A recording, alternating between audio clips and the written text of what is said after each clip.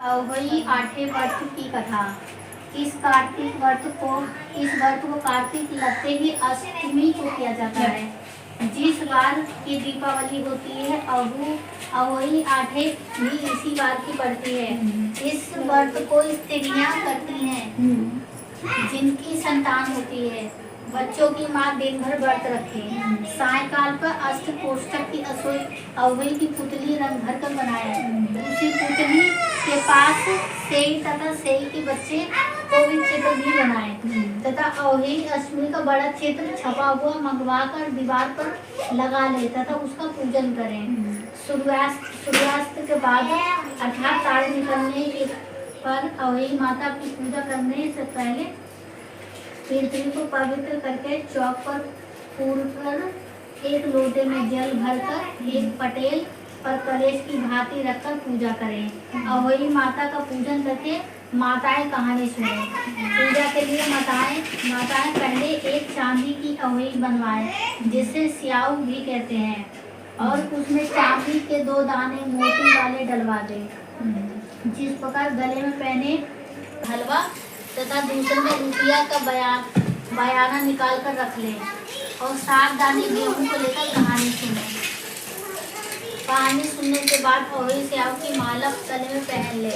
जो बयाना निकाल कर रखा था उसे साथ में कार्तिक व्रत अष्टमी को आती है। व्रत रखवाना इस व्रत के प्रभाव से अवई नाम की देवी प्रसन्न होगी और वो उसके पास आएगी। तुम अपने पुत्रों की दीर्घायु मांगना। व्रत के दिन तुम कुंड राधा में स्नान करना। बोलो आदि माता की जय। खिलाने जंगल में गई तो ननद भी उसके साथ चली गई।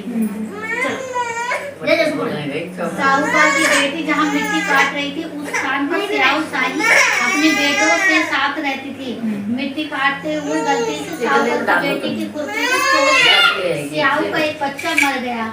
इस पर क्रोधित होकर स्याऊ बोली कि मैं तुम्हारी स्याऊ के इस वचन को सुनकर साहूकार की बेटी अपने सातों भाभियों से करके विनती करती है कि वह उसके बदले अपनी कोख बंधवा ले। सबसे छोटी भाभी ननद के बदले अपनी कोख बंधवाने के लिए तैयार हो जाती है। इसके बाद छोटी भाभी को जो भी बच्चे होते वो 7वें दिन मर जाते। 7 पुत्रों की इस मृत्यु होने के बाद उसने अपने पंडित को बुलाकर इसका कारण पूछा। तो पंडित ने स्याऊ गाय की सेवा करने की सलाह दी। सुरही सेवा से बहुत प्रसन्न होती है और उसे स्याऊ के पास ले जाती है। रास्ते में थक जाने पर दोनों आराम करने लगते हैं। अचानक साहूकार की छोटी बहू की नजर एक और जाती है और वो देखते हैं कि एक सांप गरुड़ की पंखनी के बच्चे को डसने जा रहा है और वो सांप को मार देती है। इससे गरुड़ पंखनी वहाँ आ जाती है और खून बिखरा देकर उसे लगता है कि छोटी बहू ने उसके बच्चे को मार दिया। तो छोटी बहू को शुरू कर देती है। छोटी बहू उससे कर देती है कि उसने उसके बच्चे की जान बचाई है। गरुड़ पंखनी किस पर खुश हो जाती है और सुरही सहित उनकी स्याऊ को पास पहुंचा देती है। माँ स्याऊ छोटी बहू की सेवा से प्रसन्न होकर 7 पुत्र और 7 बहू होने का आशीर्वाद देती है। स्याऊ के आशीर्वाद से छोटी बहू का घर पुत्रों बधुओं से हरा भरा हो जाता है। अवई का अर्थ यह होता है कि अनहोनी की होनी बनाना और किसी और प्रिय अनहोनी से बचाना। बोलो माता की जय। एक बुढ़िया थी। वह बहुत ही गरीब और दृष्टिहीन थी। उसके एक बेटा और बहू थे। वो बुढ़िया सदैव गणेश जी की पूजा किया करते थे। एक दिन गणेश जी प्रकट होकर बुढ़िया से बोले,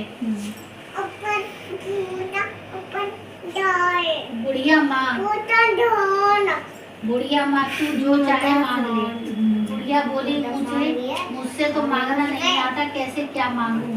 तब गणेश जी बोले अपनी बहू बेटे से पूछकर मांग ले। तब बुढ़िया ने अपने बेटे से कहा गणेश जी कहते हैं कि तू कुछ मांग ले, बता मैं क्या मांगूं।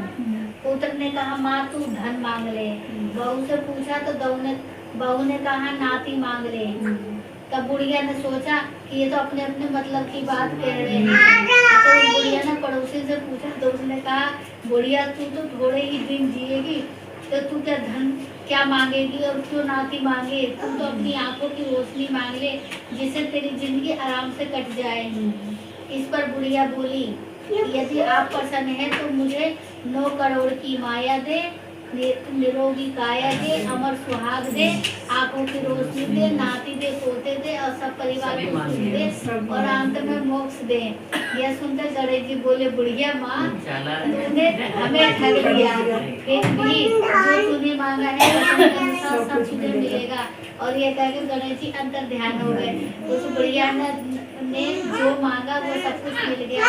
हे गणेश जी महाराज, जैसे उस बुढ़िया माँ को सब कुछ दिया वैसे हम सबको देना। बोले गणेश जी महाराज की बाल रूप में पृथ्वी पर घूमने निकले और सबको अपनी खीर बनाने के लिए कहा। सभी ने उनकी बात को अनदेखा कर दिया। एक गरीब बुढ़िया ने गणेश जी की खीर बनाने को स्वीकार किया। गणेश जी ने बुढ़िया से घर का सबसे बड़ा बर्तन चूल्हे पर चढ़ाने को कहा। बुढ़िया ने बाल लीला समझते हुए घर का बड़ा भगोना चढ़ा दिया। कुछ देर बाद ही गणेश जी के दिए हुए चावल और दूध बढ़ गया और पूरा भगोना उससे भर गया। गणेश जी नहाने के बाद खीर खाने की बात कहते हुए वहाँ से चले गए। बुढ़िया ने अपने पोता पोती और पड़ोसन को खीर खिला दी। बेटे बहू ने भी चुपके से कटोरा खीर खाने के बाद ही कटोरा खीर छिपा दी। राजा ने खीर का बर्तन महल में मंगवाया, लेकिन उसमें से कीड़े मकोड़े बिच्छू कंछले हो गए और दुर्गंध आने लगी। राजा जी ने बुढ़िया से बर्तन वापस लाने को कहा, लेकिन बुढ़िया ने कहा ये बर्तन गणेश जी ने उसे दिया था। बुढ़िया ने बर्तन वापस ले लिया और घर आकर गणेश जी से कहा कि बच्चे खीर का क्या करें, कहीं दे बर्तन देते थे, ये बर्तन तो मुझे गणेश जी ने दिया है। बुढ़िया ने बर्तन वापस ले लिया, लेते ही सुगंधित खीर हो गई और आकर बुढ़िया ने गणेश जी से कहा कि बच्चे खीर का मैं क्या करूं। गणेश जी ने कहा कि झोपड़ी के कोने में खड़ा गड्ढा खोद कर गाड़ दे, उसी जगह सुबह उठकर वापस खोदेगी तो तुझे धन के दो चरे मिलेंगे। ऐसा कहकर गणेश जी अंतर ध्यान हो गए। जाते समय झोपड़ी में लात मारते हुए गए और झोपड़ी के स्थान पर महल हो गया। सुबह बहू ने फावड़ा लेकर पूरे घर को खोद डाला, कुछ भी नहीं मिला। बहू ने कहा सासू जी थारो गणे के झूठो है। सास ने कहा बहू मारो गणे झूठो नहीं है, ला मैं देखूं। वह सुई लेकर खोदने लगी तो टन टन टन करके 2 धन के चरे निकल आए। बहू ने कहा सासू जी गणेश जी तो सोचो ही।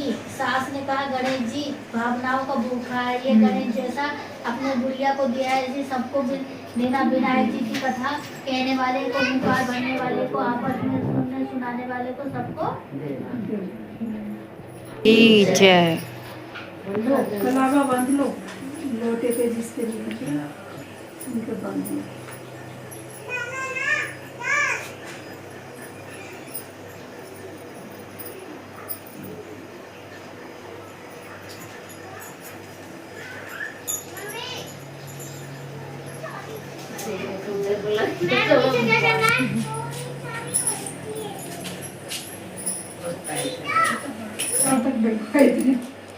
वैसे कहते थे कि मतलब जब बेटा होता है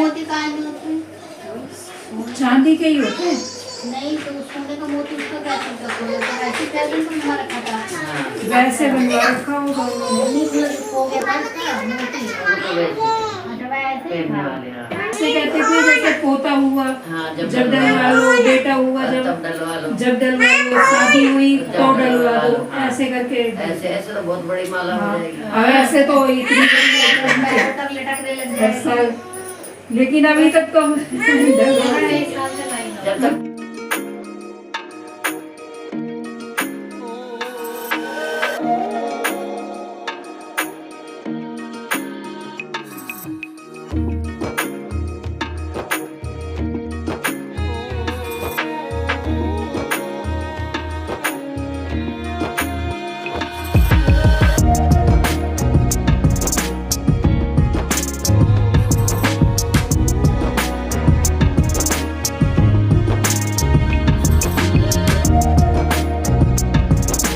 ये देखो, ये हमारी आंटी अम्मा के पैर छू रही हैं।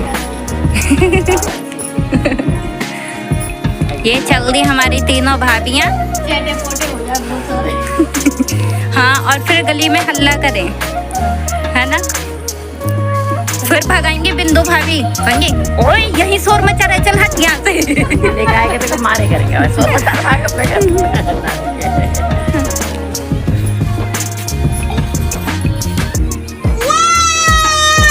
वैसे ये चीजें हमारी गली में कोई भी ऐसा नहीं है अभी अभी तो है। जो इस तरीके से बोले।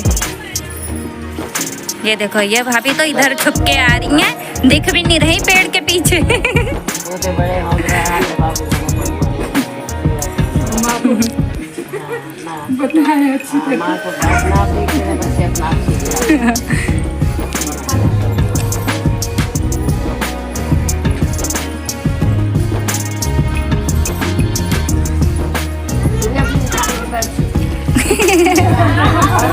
खाने को आए